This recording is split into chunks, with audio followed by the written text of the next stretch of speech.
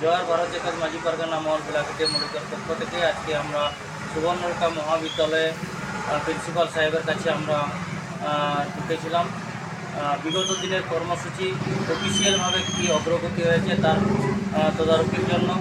উনি বললেন যে আমরা লেখালেখি করেছি, কিন্তু এখনও পর্যন্ত কোনো প্রযুক্ত পাইনি। আমরা চাইছি যে সুবর্ণরেখা মহাবিদ্যালয়ে সম্পূর্ণ সাঁওতালি মিডিয়ামে পঠন পাঠন ডিগ্রি কোর্সে চালু হোক, এটাই আমাদের মূল দাবি।